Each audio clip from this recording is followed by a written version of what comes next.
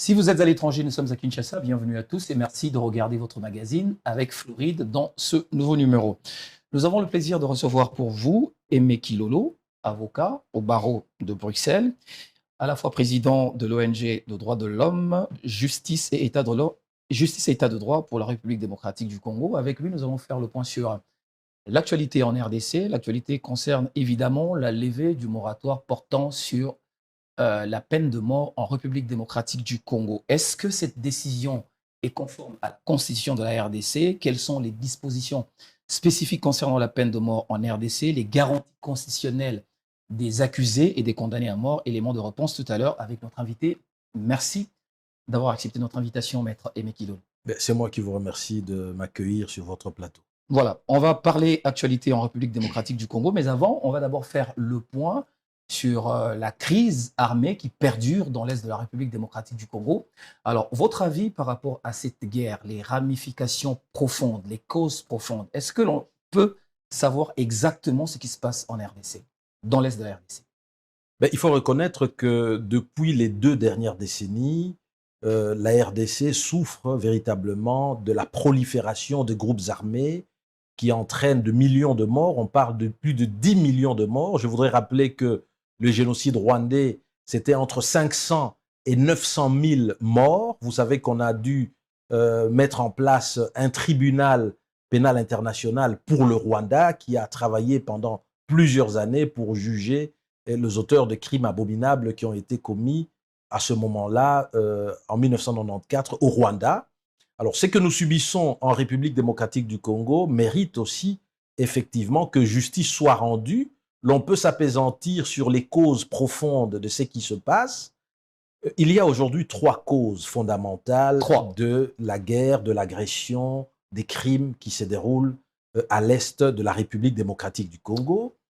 Premier point, c'est au niveau de la communauté internationale. C'est-à-dire? Il faut reconnaître que les puissances financières internationales, la communauté internationale, les États les plus puissants, ceux-là même qui avaient pris part à l'acte général de Berlin en 1885, continuent à avoir besoin des ressources naturelles du Congo, particulièrement au niveau de l'Est, où vous pouvez trouver de la cassitérite, du coltan, de l'or et d'autres minerais qui sont indispensables, notamment pour la batterie électrique.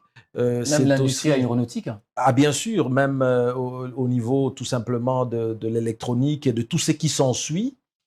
Et donc, ça commençait depuis 1885. Vous vous rappelez qu'à l'époque, c'était l'industrie automobile. Ils avaient besoin de caoutchouc. C'était exploité dans notre pays dans le cadre de l'État indépendant du Congo. Les exploitations ont continué avec le cuivre dans le cadre du Congo belge. Et par la suite, aujourd'hui, nous nous trouvons donc dans cette situation. L'acte général de Berlin a été justement cette réunion qui a réuni un certain nombre de puissances telles que les États-Unis, le Royaume-Uni, la France, la Belgique, l'Allemagne, la Russie, ainsi de suite. Il y a toute une série des États à travers le monde qui ont constaté que la République démocratique du Congo était véritablement un scandale géologique et que pour besoin de survie, pour justement créer des richesses en Occident, il fallait absolument pouvoir accéder librement à toutes ces ressources. Et je dirais même, l'acte général de Berlin avait précisé, sans aucune contrepartie, sans aucun profit pour l'État congolais ou pour les populations congolaises. Et donc aujourd'hui, la véritable cause... Ça, c'est la première dimension. C'est la première dimension qui relaye d'ailleurs ce qu'a dit le secrétaire général des Nations Unies lorsqu'il dit les groupes armés, particulièrement les M23, disposeraient, d'après le secrétaire général des Nations Unies, d'un certain nombre d'armements ultra sophistiqués, bien au-delà de ce que détiendrait la MONUSCO dans notre pays. Et même la RDC. Et donc, il y a 2 questions qui se posent. D'où proviennent les armes sophistiquées que détient le M23?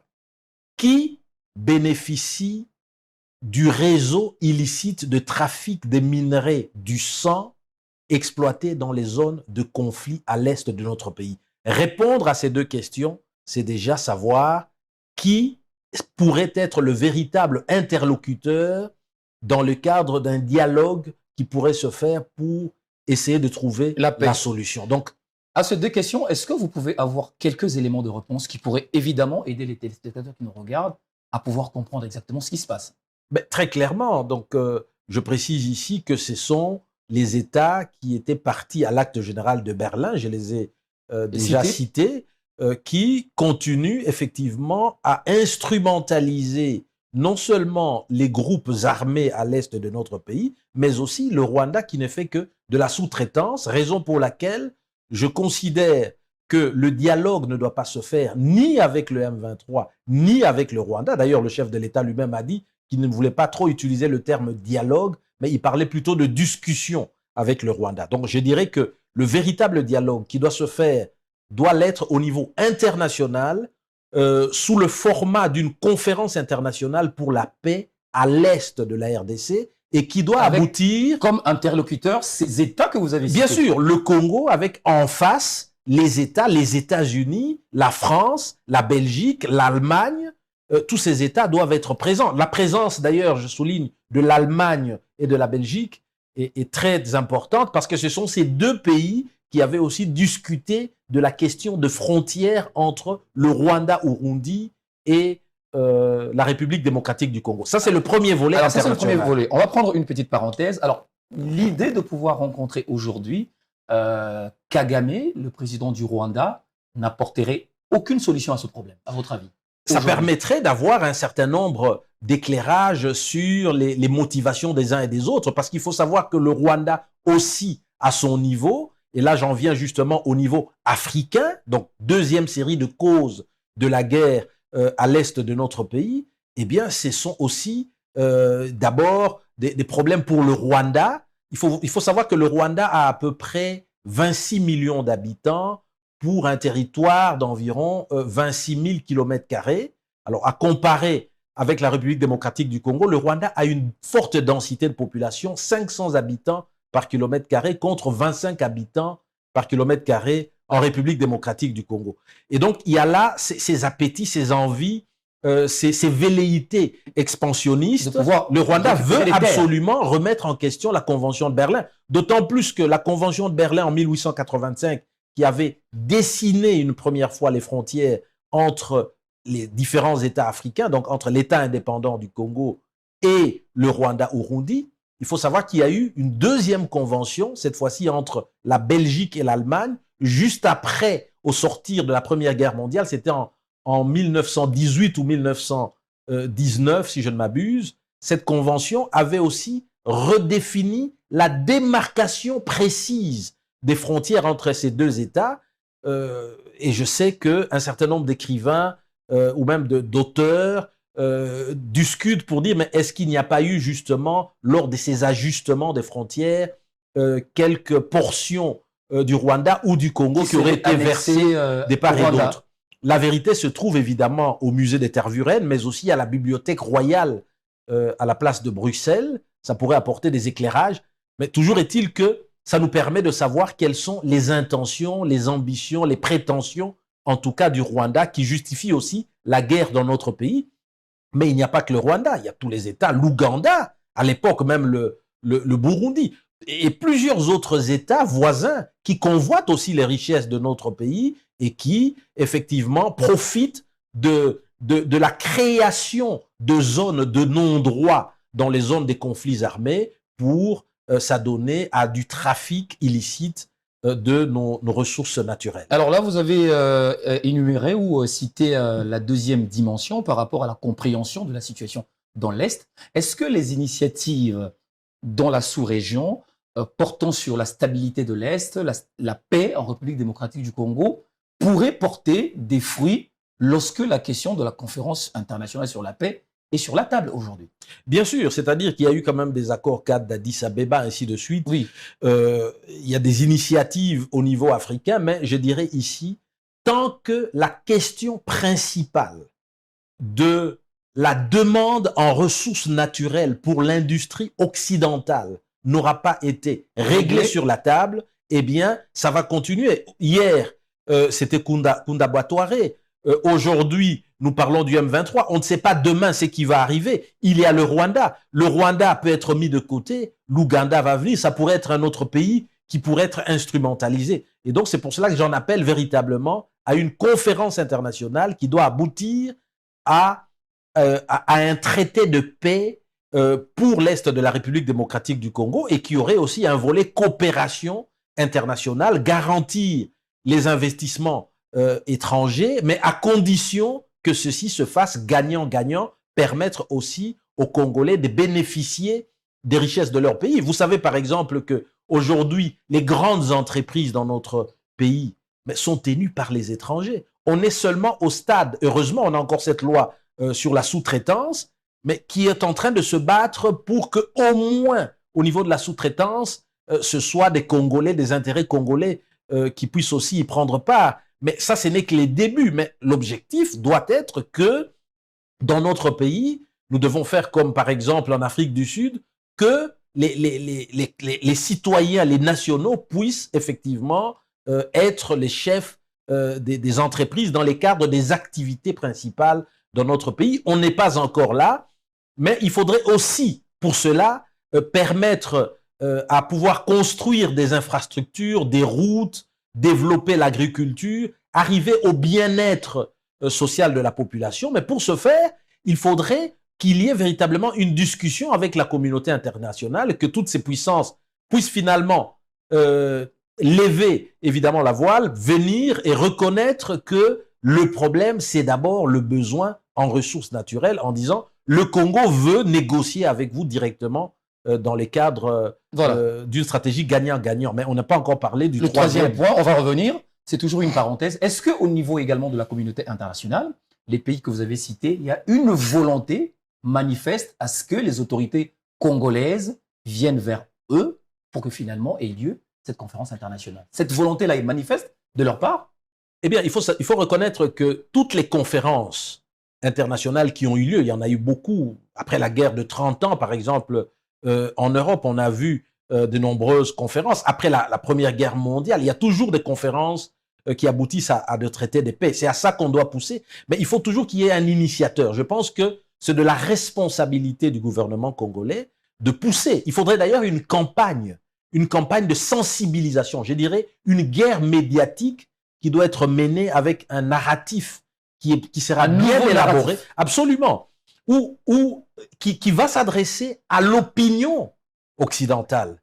Et donc, à travers des conférences qui doivent être tenues dans de grandes universités, à la Sorbonne, à Paris, à l'Université libre de Bruxelles, l'Université catholique de Louvain, aux États-Unis, à Harvard, ainsi de suite, il faudrait qu'aujourd'hui, les Congolais puissent aussi écrire des ouvrages. Les intellectuels congolais doivent se lever et publier dans les grandes maisons d'édition en Occident. Nous n'avons pas que l'Harmattan, nous avons plusieurs autres, en tout cas pour sensibiliser, en disant la guerre qui est produite aujourd'hui dans notre pays, eh bien, ça produit des affres de traumatismes.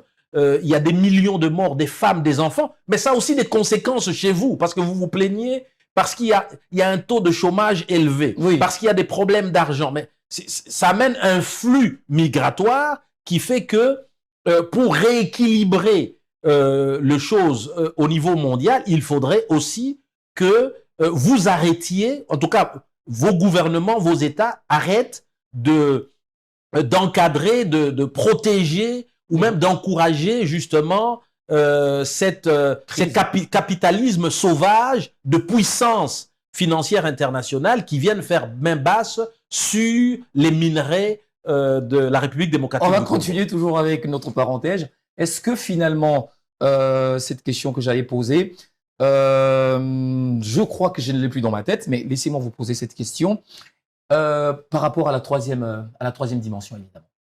Oui, bien sûr. C'est-à-dire qu'il y a une autre dimension qui est purement locale. Oui. C'est-à-dire que le Congo, dans sa réalité, connaît des tensions ethniques qui font que, avec ces tensions techniques, il y a des difficultés de cohabitation avec d'autres ethnies. Il y a et ça entraîne évidemment une lutte de terre qui explique aussi la guerre. Mais ça, c'est venu, le deuxième volet. ça, c'est venu bien après.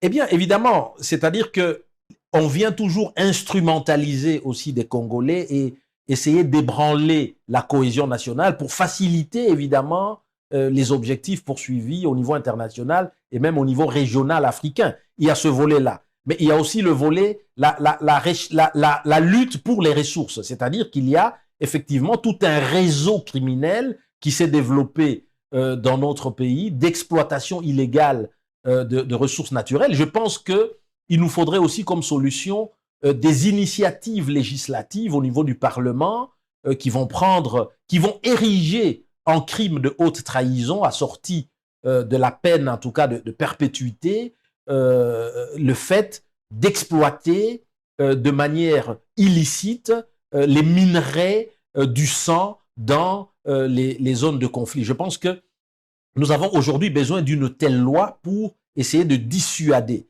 Mais aussi, il y a autre chose. Il y a la prolifération des groupes armés dans un objectif, je dirais aussi, de positionnement politique. Aujourd'hui, il y a une forme de militarisation de la politique. Donc, je pense qu'il nous faudrait aussi légiférer sur le fait d'appartenir, l'appartenance, la création des groupes armés, l'appartenance même active à un groupe armé doit véritablement être réprimée. Il nous faudrait donc un ministre de la Justice qui va aussi élaborer une véritable politique criminelle de la République démocratique du Congo. Aujourd'hui, il n'existe pas, depuis 1960, au ministère de la Justice, un document qui reprend la politique judiciaire de la République démocratique du Congo. Ça pose problème, mais il faut tout refaire, il faut repenser même les systèmes judiciaires congolais. Alors, que devient le rapport des Nations Unies qui indexe exclusivement le Rwanda lorsqu'on considère la première dimension de la tenue d'une conférence internationale sur la paix, évidemment avec la complexité des multinationales cachées derrière cette guerre, cette crise armée. Que devient ce rapport qui indexe exclusivement le Rwanda? Justement, c'est une farce. Je dirais ceci. C'est dommage parce que c'est un rapport qui est partial et partiel. Qui doit être complété. Dans quel sens? Oui. Dans ce sens que je plaide aujourd'hui pour la mise en place d'une équipe d'enquête indépendante, mais une équipe internationale d'enquête pilotée par des experts congolais, qui va comprendre des experts en droit de l'homme, en droit humanitaire international et en droit international de droits de l'homme et même en droit pénal international, mais qui comprendra aussi, bien entendu, des historiens, des sociologues, des politologues qui vont travailler pour démanteler, mener des enquêtes indépendantes. C'est une initiative qui peut provenir, par exemple, d'ONG de droits de l'homme. Bien sûr, il faudra y associer des experts internationaux, qu'il s'agisse des Africains ou même des Occidentaux, mais l'initiative doit être congolaise et pilotée par des experts congolais sans aucune interférence de l'appareil gouvernemental. Bien sûr, ça va demander un financement. Je pense qu'il est de la responsabilité du gouvernement de financer et peut-être même d'initier cette équipe indépendante d'enquête internationale au Congo pour démasquer et déterminer le réseau justement des crimes qui se commettent à l'est de notre pays, mais aussi remonter la filière de la complicité régionale, africaine et même internationale. Et ceci permettra de réunir des éléments qui pourront être mis à la disposition de la justice. Ça peut être à la disposition de nos cours et tribunaux, mais qu'il faudra aussi, je vais dire, repenser, refonder même. Mais je dirais aussi, on peut aussi pousser à la création d'un tribunal pénal international pour l'Est du Congo. Oui. Mais réfléchissez bien, 800 000 morts au Rwanda. On a mis en place un tribunal pénal international pour le Rwanda. Et plus de 10 millions de morts. Bon, j'insiste, plus de 10 millions de morts, rien n'est fait. Je pense qu'il y a une léthargie, une inertie au niveau congolais. C'est une responsabilité non seulement du gouvernement, mais je dirais même de toute la classe de la société civile et de tous les acteurs qui doivent tous concourir justement à ce que la vérité soit bien. connue à la faveur d'une enquête et que justice soit rendue. Alors, au regard de votre argumentaire, que devient l'option militaire souhaitée par la classe politique congolaise dans cette guerre? Bien, quand on parle de guerre, la guerre a plusieurs dimensions. Nous avons la guerre conventionnelle avec les armes. Laissez-moi parler de crise armée, de cette crise armée. Bien. Alors, il faut reconnaître que ce qu'a dit, et je l'ai dit tout à l'heure, le secrétaire général des Nations Unies est très révélateur. Il vous dit, nous ne saurons pas combattre le M23 parce qu'ils détiennent des armes sophistiquées. Mais il ne nous dit pas qui est le pourvoyeur de ces armes. Il ne nous dit pas qui bénéficie de ce réseau illicite de trafic des minerais du sang à l'est de notre pays. D'où le rapport complet. Ça veut donc dire aussi qu'il y a des États, des grandes puissances aujourd'hui derrière l'action du Rwanda qu'il faudrait démasquer. Bien sûr, il faut se préparer. Bien sûr que lorsque l'on est attaqué, il faut riposter, y compris par la guerre. Mais pour moi, ça doit être l'ultime recours. Mais on ne peut pas non plus, face à une agression venue notamment de l'extérieur, avec de la complicité nationale, croiser les bras. Il faudrait qu'effectivement notre armée puisse intervenir. Et donc je plaiderai ici pour que les conditions aussi de nos militaires soient davantage améliorées en termes de rémunération, en termes de repas, en termes d'armement. Je sais qu'il y a beaucoup d'efforts et qu'il y a véritablement un engagement de notre gouvernement là-dessus. Je n'ai pas du tout d'inquiétude. Mais ce que je voudrais dire ici, c'est que le véritable ennemi, il faudrait identifier la nature de la guerre qui est menée contre le Congo. C'est d'abord une guerre économique. Il faudrait identifier aussi les acteurs. Et parmi les acteurs, il faudrait citer les grandes puissances. À et cette je pense question-là, que les éléments des réponses ont été donnés, voilà. Évidemment. Alors, on va parler du moratoire, la levée du moratoire qui consacre la peine de mort en République démocratique du Congo. Ce moratoire a été levé par le gouvernement. Est-ce qu'on peut d'abord essayer de comprendre dans quel contexte ce moratoire avait été mis sur pied alors que la République démocratique du Congo jusque-là appliquait la peine de mort? Eh bien, c'est l'évolution du droit international de droits de l'homme. À un moment donné, il y a eu dans l'histoire de nations des conventions internationales qui ont été signées. La première convention, c'est la convention, notamment le pacte international relatif aux droits civils et politiques. Je rappelle aussi la Déclaration universelle des droits de l'homme en son article 5 qui consacre le droit à la vie.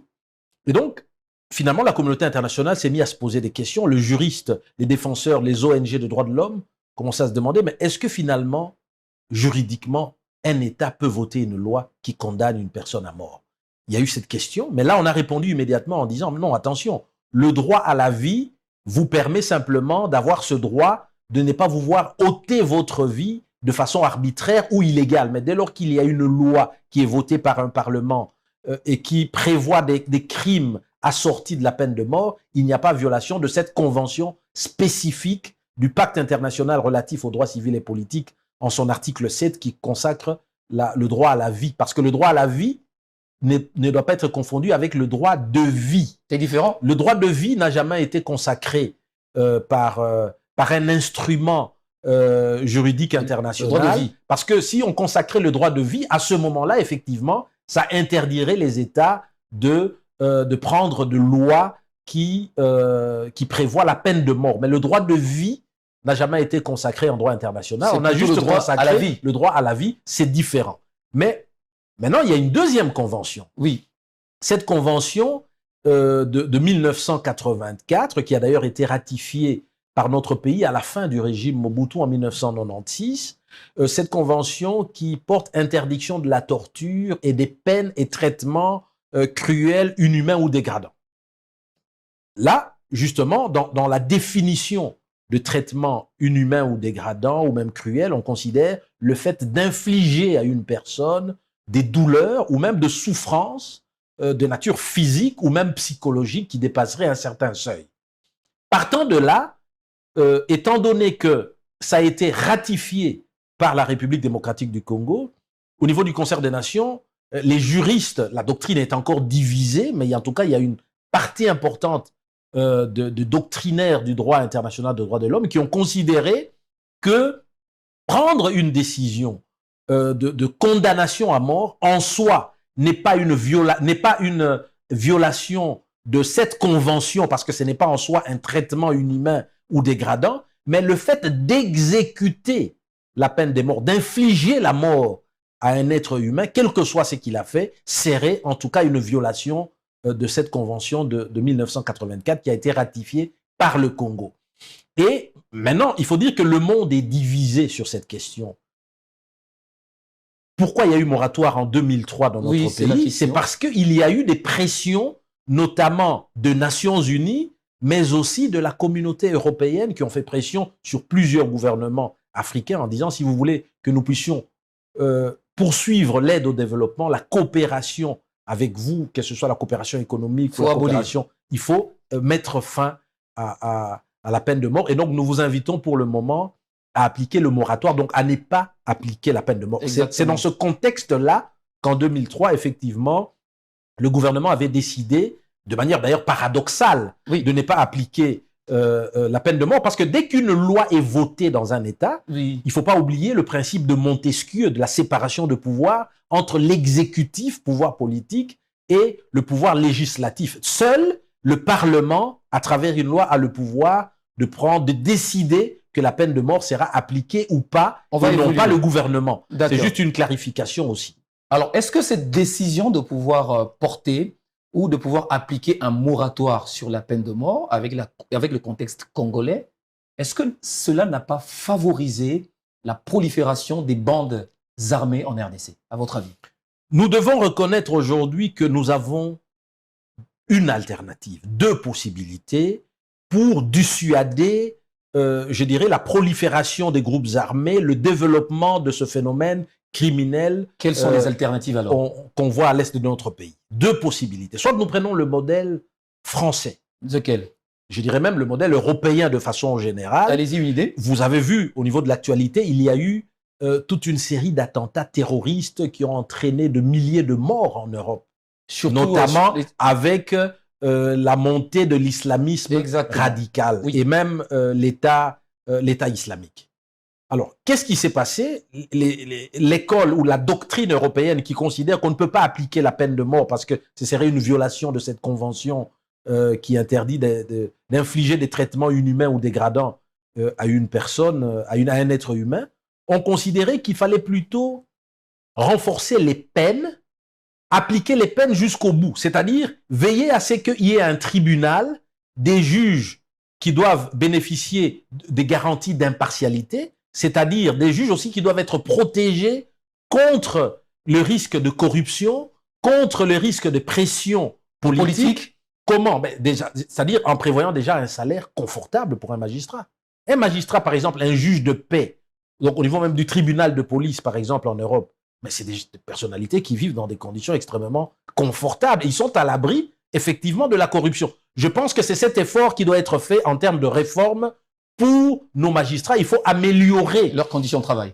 Leurs conditions salariales, les conditions sociales, mais aussi les conditions de travail. Oui. Mais les magistrats doivent être bien formés. Il faut organiser des recyclages, ainsi de suite, pour qu'ils soient bien formés sur notamment les techniques d'enquête. Il n'y a pas que les magistrats, il y a aussi les OPJ, la police, les techniques d'enquête pour en matière des crimes. Il faut avoir des matériels modernes, par exemple. Absolument.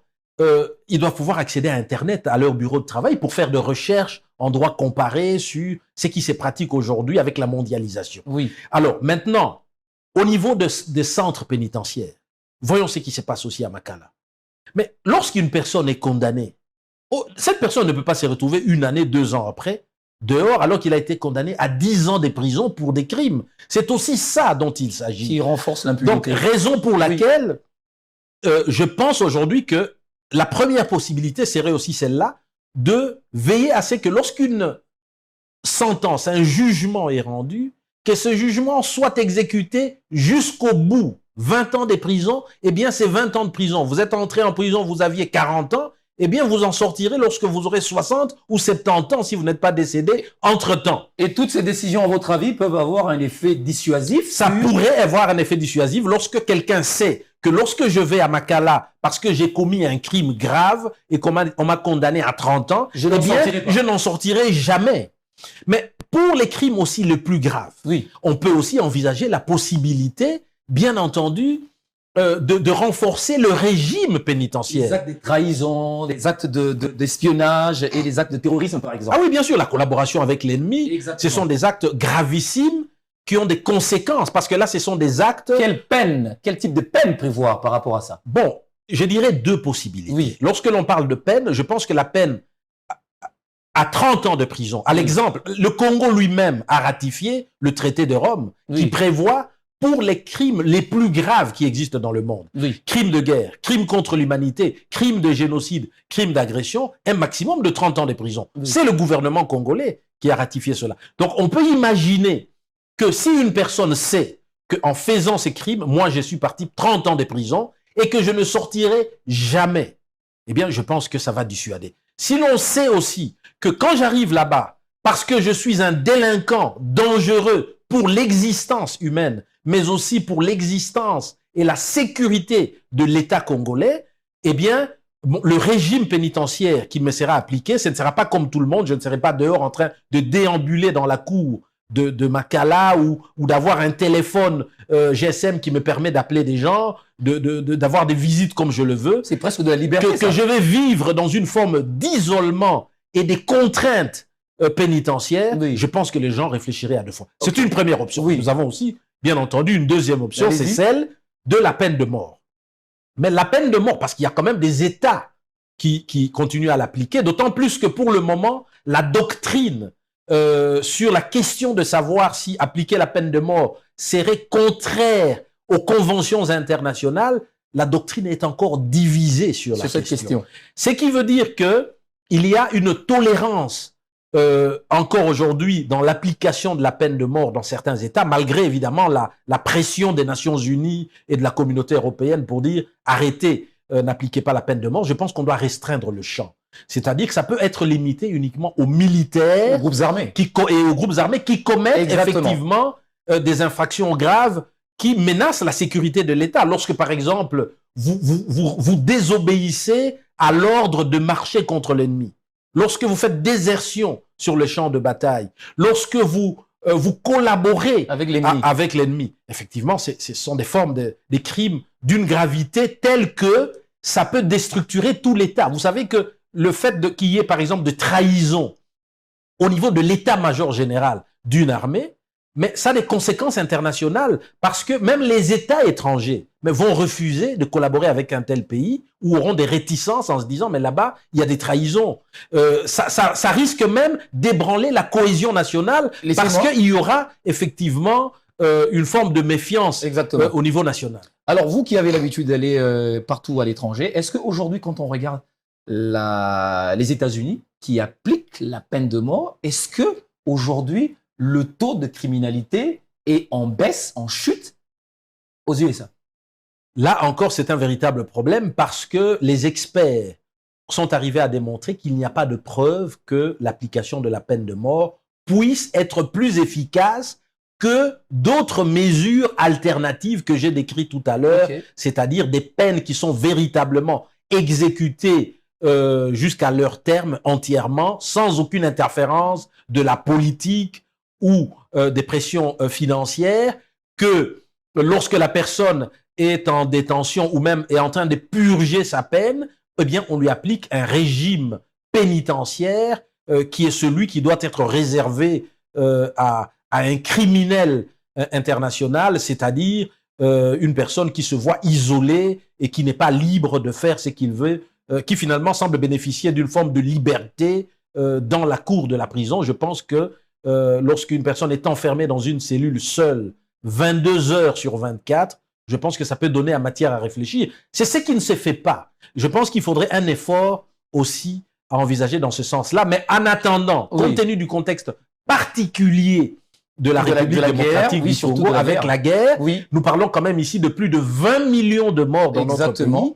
On peut bénéficier d'une tolérance temporaire pour l'application de la peine de mort, mais ça doit être restreint, limité véritablement aux militaires qui trahissent notre pays parce qu'ils ébranlent l'efficacité de notre armée Et alors, là, effectivement, on peut imaginer cela, mais à condition... Dans ce cas-là, est-ce qu'on peut imaginer également les garanties procédurales pour les condamnés et les accusés? Ah oui, j'insiste beaucoup. C'est-à-dire que lorsque l'on sait qu'on est dans un procès pour des crimes qui peuvent conduire à la peine de mort, eh bien, l'exigence minimale en droit international, c'est qu'il y ait des garanties les plus strictes en matière de respect de procédure.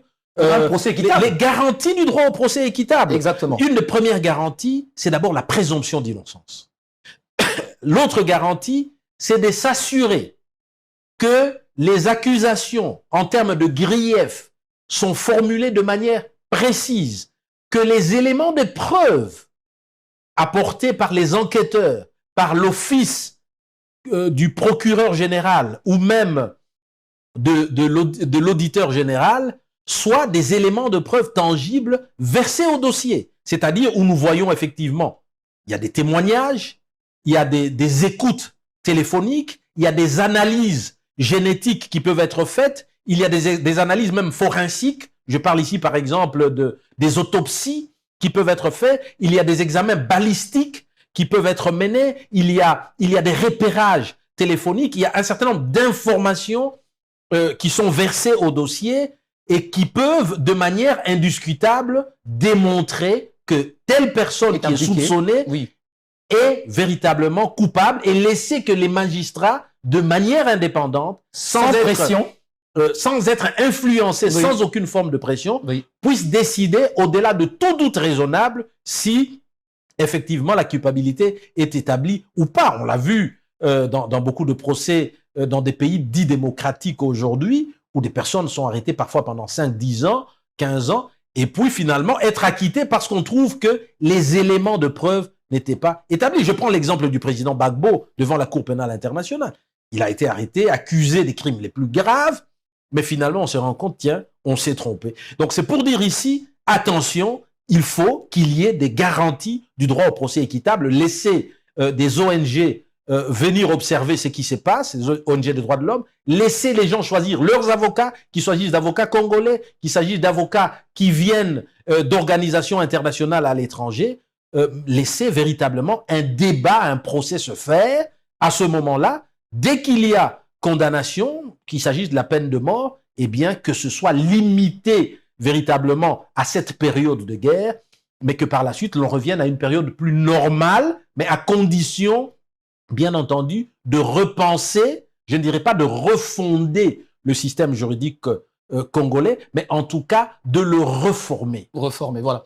On est pratiquement à la fin de cette émission. Dernière question ou avant-dernière question. Est-ce qu'il existe des dispositions spécifiques portant sur la peine de mort dans la Constitution que vous connaissez? Non, la Constitution n'a pas prévu des peines de mort, mais elle ne les a pas interdites non plus. C'est ambigu? Mais non, pas du tout. C'est-à-dire que en réalité, la Constitution prévoit tout simplement les garanties du droit au procès équitable, c'est-à-dire qu'une personne qui est arrêtée doit être amenée devant un juge et doit avoir la possibilité de se défendre. Il a été laissé aux législateurs, au Parlement, législateurs ordinaires, de légiférer sur les faits qu'il peut décider d'ériger en infraction grave, comme on l'a dit tout à l'heure, la haute trahison, la collaboration avec l'ennemi, le refus, la désobéissance à l'ordre de marcher contre l'ennemi, ainsi de suite, l'insurrection armée, qui peuvent effectivement, d'après le code pénal